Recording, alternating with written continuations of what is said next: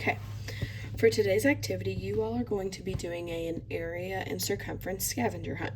The learning target for today: I can use the formulas for area and circumference to solve real-world and mathematical problems. Some learning objectives. The main goal for today is you, on your own, by the end of today's activity, is to find the area, the circumference, and decide what formulas to use and how to use them. So, for directions for today's activity, after I am done explaining what we're going to be doing, you are going to get with your partner of my choosing. You are going to have a response sheet that I have already passed out to you. Around the room are task cards that you are going to rotate on a 1-minute timer and solve. And again, one of the biggest things that I talk about every day is to make sure you show all your work. So, around the room, you are going to see task cards like these, okay? There's 4 of them on this page, but I have cut them all up into just single problems, all right? When you first, before you even start to solve it, you need to make sure you read this sentence right here. And it's so important because the word area or circumference changes. Each task card will have you do different tasks. This one right here is asking me to find the area, okay? Some of them will ask you to find the circumference. So before you look at the circle, I want you to read this sentence right here before you start any work, okay? For example here, and both formulas for circumference are written down with this example, and I have area for the next one, okay? So, example 1, find the circumference of a circle with a diameter of 10 inches, or D equals 10 IN, okay? Which of these formulas right here have the letter D? Right, this one. So I'm going to go and use this spot right here in black, and we're going to write it out. So I'm going to put my diameter formula up here, and instead of the letter D, I'm going to replace it with the number 10. So C equals pi times 10.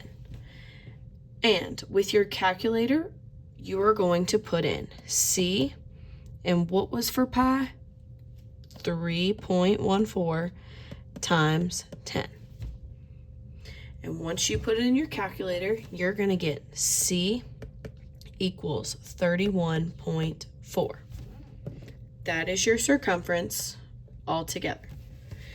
This work right here, and I'll even square it in blue, is what you're going to be writing on your task sheet each time.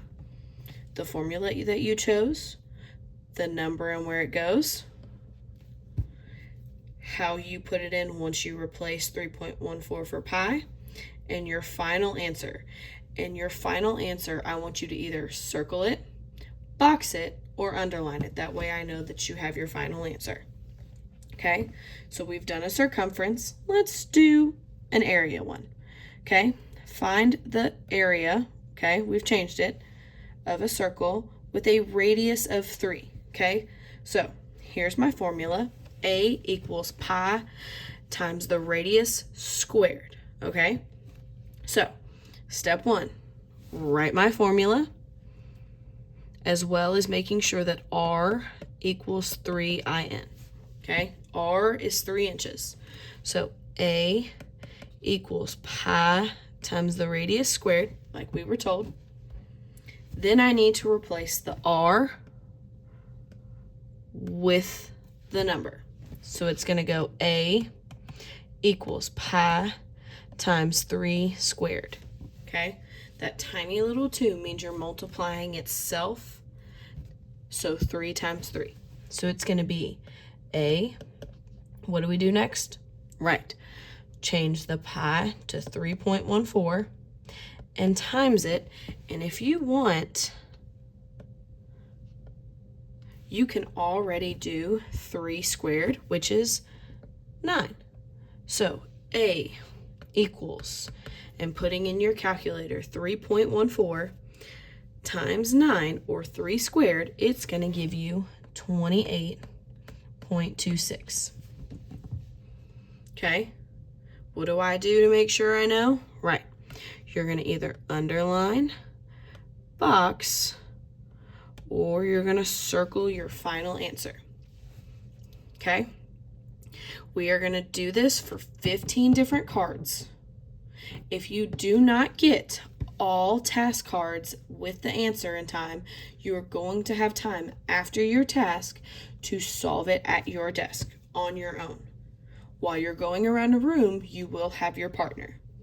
Okay? So, student activity. You all will find the correct formula, solve the problem, compare answers, and explain your thinking. Okay? This right here will stay up on the board as you all walk around the room. You have the vocab for radius, the vocab for diameter, as well as what they stand for, R or D. You have what pi is, which is 3.14, because you're not using pi, you're using 3.14 in your equation. And you also have both formulas for circumference, because there's two of them.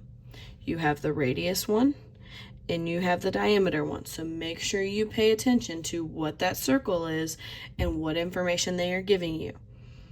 And then you have your only formula for area. Okay? And if we remember, if they give us diameter, you need to make sure you divide your diameter divided by 2. Okay? And I'll leave there up there as well. So, going back, you're going to be given 15 task cards with a 1-minute timer.